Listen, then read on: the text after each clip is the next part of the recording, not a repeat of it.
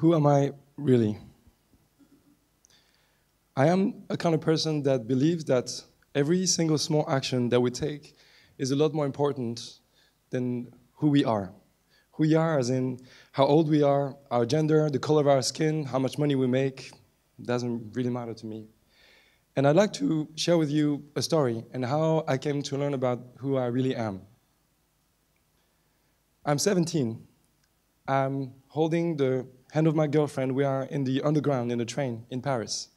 And we are waiting on the platform. And we just got our graduation. We just graduated from high school. We're very happy. And I'm looking down into the tunnel, and I can see that the train is coming. But at the same time as I'm looking, there's a man that runs from behind of us and jumps head first and smashes his head on the rail, on the ground. And his head is shaking and bleeding on the electric rail. And without thinking, I jump on the rail, and I kick his face out of the electric rail. I grab his body, I throw him off the rail, and as the train is coming, I jump to the other side, and as I look backwards to see how my girlfriend is going, I see that she's fainting, and she's falling towards the train track. In this moment, I do not know if my girlfriend has been hit by the train, but I collect the guy's body, and I try to drag him up, and some people on the platform help us to bring him to safety. And he comes back to his senses very quickly, and actually he's trying to run away. He doesn't want to be taken care of.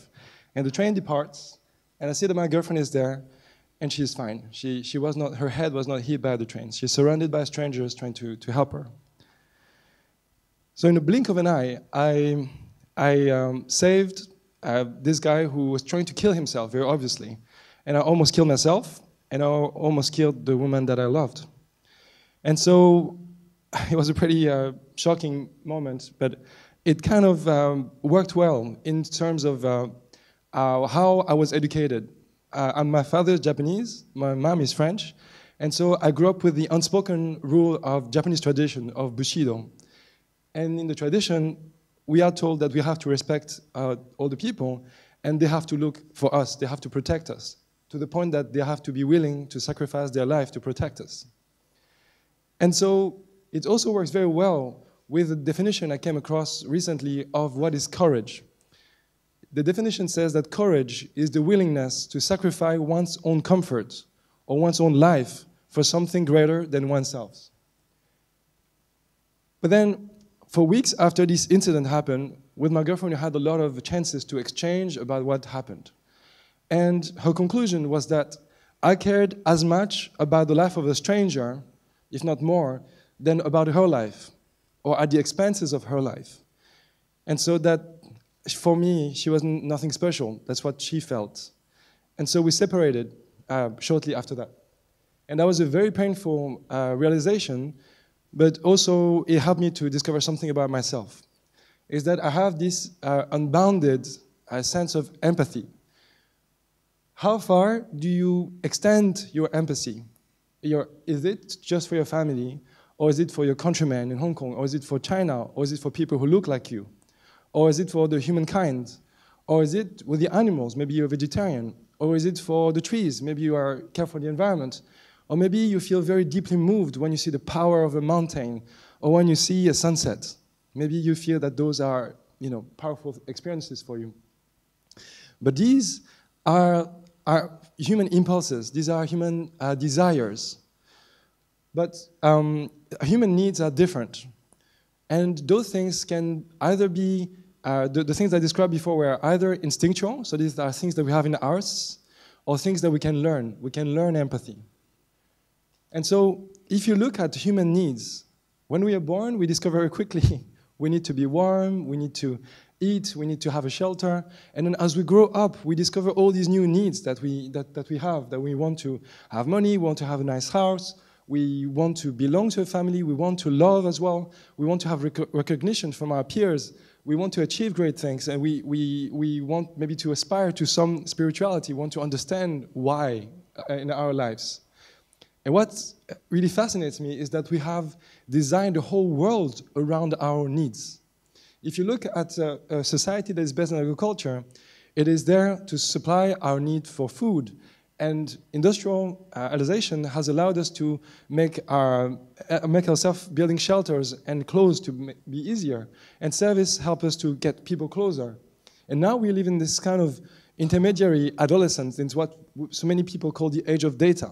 We are focused a lot about data and numbers. But I believe that the future of our society is going to be a society of knowledge, a creativity, and eventually a society of wisdom. But the question is, how are we going to get there? It seems that we are still very far from a society of wisdom and a society that's truly sustainable. So Hong Kong is a very special place to be right now for many reasons, but I'll mention this. Is that Hong Kong is also at the heart of what is going to become one of the world's largest cities. It's extremely rich, but it's extremely unequal as well. It means that you have very rich people and very poor people. I mean, just look at 3 a.m., you see like old people that have been abandoned by their family scavenging the street to collect garbage between Teslas.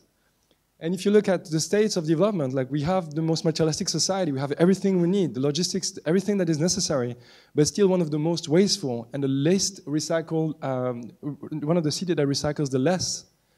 So there's this incredible capacity, but at the same time, this incredible lack of love and empathy that exists in this city. And so what I see is that it really exemplifies a modern society. And Hong Kong is at the forefront of that, being a very mature society. And it can pave the way and lead by example if it makes us the right choices.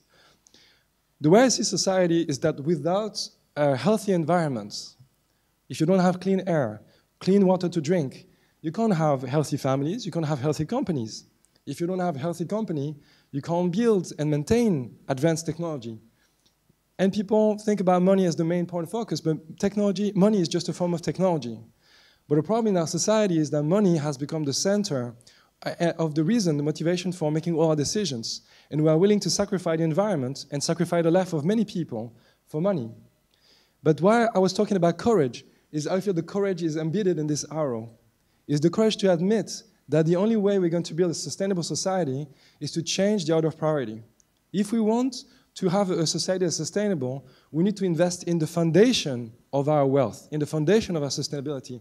If we destroy the environment and people's life, we can do that for some time, but eventually it will not last, it will break eventually. So we've come to a point where I feel that we have all this way that people treat each other, like men to women, men to animals, men to the environment in general. But we have to realize that actually without this kind of systemic understanding that we are just part of nature, it will just not work. And I want to be in a world where it's like this. So this is a sentence that my father told me when I was a kid, and I didn't understand it really at the beginning. He told me that everything is equal. It means that my life is not more important than your life. It's not more important than your life. It's not more important than the life of the fish I just ate. It's not more important than the life of trees that can heat us, from the algae that gives us the air that we can breathe. That everything is alive. So it's another thing that my father told me from the Shinto tradition, is that everything on the grand scale of the universe, everything is constantly moving.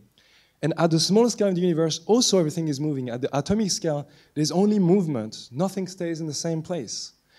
So on the pure scientific definition of life, this is not true. Everything is not alive in the strict definition of science. But what is true in the spirit of science is that nature changes all the time. We keep, as designers, as scientists, we keep pursuing, trying to describe how the world functions. And when we use the word natural order, it reflects more about human hubris than how the world actually is beautiful and complicated and keeps changing. And the discovery we made centuries ago keeps being questioned, and the truth that we hold today is going to be questioned in the future. So, to me, is to understand who I really am comes down to this question, to those ideas, is I am somebody who believes that our instinct is to protect life and to love, and to try to extend our sense of empathy as far as possible. And that, for me, that's the exercise of being a human. And if the definition of courage is to be willing to sacrifice one's own comfort and one's own life for something that is greater, then I want to spend my life to understand and to learn how to be courageous. And I want to help other people find their courage. Thank you very much.